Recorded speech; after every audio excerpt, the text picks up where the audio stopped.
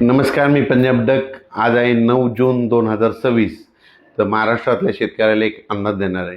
तर राज्यातल्या सर्वप्रथम शेतकऱ्याला सांगू इच्छितो की राज्यामध्ये महाराष्ट्रामध्ये मान्सूनचं आगमन झालं आहे. पण ते कसं झालं आहे, दक्षिण महाराष्ट्रामध्ये काही जिल्ह्यामध्ये झालं, म्हणजे काही सांगली, सातारा, सोलापूर, कोल्हापूर, बीड जिल्ह्यामध्ये काही भागातच झालं आहे, लातूर जिल्ह्यात काही भाग, पण सर्वदूर झालेलं नाही. म्हणून हा अंदाज सर्व शेतकऱ्यांना लक्षात यायचा. तर मग पुढची परिस्थिती काय राहणार आहे, तर उद्या 10 जूनला तुम्हाला एक सांगू इच्छितो. 10 जूनपासून काय होणं, आणखीन मराठवाडा आणि दक्षिण महाराष्ट्राकडंच, म्हणजे ना इकडल्या भागातच आणखीन मान्सून राहील. पण उत्तर महाराष्ट्र, विदर्भाकडे आणखीन ते पाऊस, मान्सूनचा मोसमी पाऊस दाखल होणार नाही. म्हणून हा अंदाज लक्षात यायचा. त्याच्यानंतर तुम्हाला एक सांगू इच्छितो, 10 म्हणजे 10, 11, 12 पर्यंत आणखीन काय होईल, म्हणजे मराठवाडा आणि दक्षिण महाराष्ट्रामध्ये सातारा, सांगली, सोलापूर, कोल्हापूर, पुणे आणि इकडे मराठवाड्याचे लातूर जिल्हा, बीड जिल्हा, परभणी जिल्हा, नांदेड जिल्हा, धाराशिव, लातूर, हिंगोली ह्यापर्यंतच काय होईल, म्हणजे आणखीन 10, 11, 12, 13पर्यंत पाऊस राहील. म्हणून हा अंदाज लागायचा. पण हे सगळीकडे मान्सूनचा मोसमी पाऊस पडणार नाही. काही भागातच पडला, जिथं पडला तिथं जास्त पडायला आहे, सर्वदूर काही पडणं. म्हणून हा अंदाज लक्षात. पण त्याच्यानंतर काय झालं, विदर्भातले शेतकऱ्याचे फोन आले. तर मग विदर्भामध्ये आणि उत्तर महाराष्ट्रामध्ये नंदुरबार जिल्हा झालं, धुळे जिल्हा झालं, त्याच्यानंतर विदर्भामध्ये नागपूर, तिकडं म्हणजे काय परिस्थिती राहील. तर त्या शेतकऱ्याला सांगू इच्छितो की काय होणार आहे, म्हणजे 13 तारखेपासून, म्हणजे 13 तारखेपासून, 13, 14 ते मग 16, 17, 18पर्यंत मग काय होईल, उत्तर महाराष्ट्र आणि विदर्भाकडे मोसमी पाऊस दाखल व्हायला सुरुवात होईल. पण हे पाऊस सगळीकडे दाखल होणार नाही, कारण की काही काही भागामध्येच दाखल होईल. म्हणजे याच्यामध्ये जास्त असा जोर नाही. काही भागात जिथं पडला तिथं जास्त पडायला आणि काही भागात कमी पडायला आहे. म्हणून एवढा जोर नाही. जिथं ओल झाले तिथंच होणार आहे. काही भाग सोडून देखील देईल. पण हे करत असताना तुम्हाला सांगू इच्छितो की 13, 14, 15च्या दरम्यान मग मुंबईला देखील, नाशिककडे देखील, मुंबईला देखील पाऊस बघायला भेटेल. पुण्याकडे देखील मोसमी पाऊस बघायला भेटेल.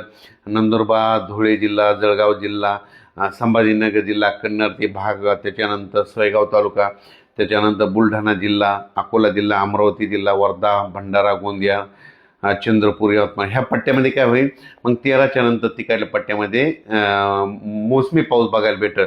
पण तो पण सर्वदूर नाही राहणार. काय होणार आहे, काही काही भागातच पडणार आहे. मग शेतकऱ्याला सांगायचं तर याच्यामध्ये काय झालं की आहे, पण थोडा कमजोर आहे. तर शेतकऱ्याला एक विनंती आहे की जमिनीमध्ये जर ओल असेल तरच पेरणीचा निर्णय घ्या, नसा घेऊ नका. मी पहिल्यापासूनच म्हणलं होतं की यावर्षी पेरणीचे 3 टप्पे होणार आहे. एक 7 ते 14मध्ये.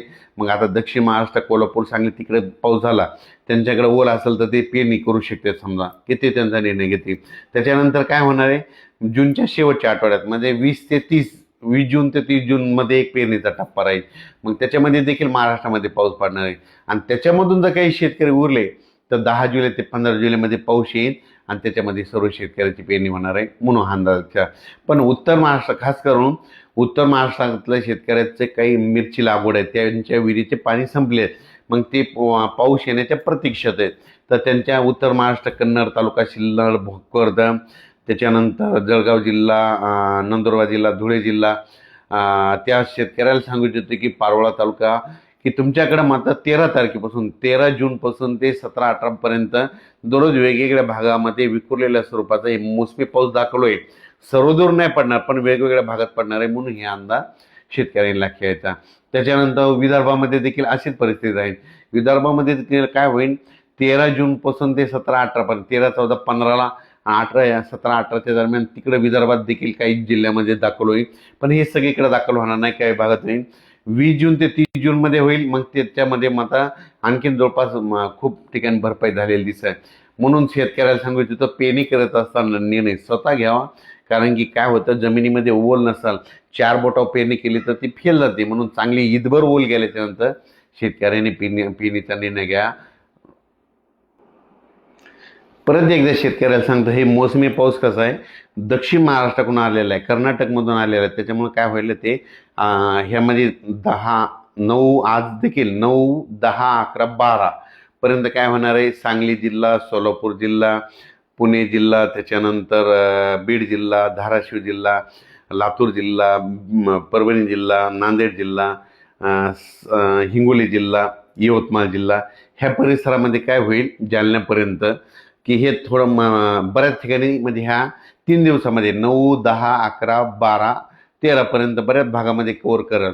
पण काही काही भाग सोडून देखील देईल, काही काही ठिकाणी मात्र खूप देखील पडेल, म्हणून हे देखील सर्व शेतकऱ्यांना घ्यायचं. त्याच्यानंतर मात्र 14 पासून देखील मग मुंबई, नाशिक,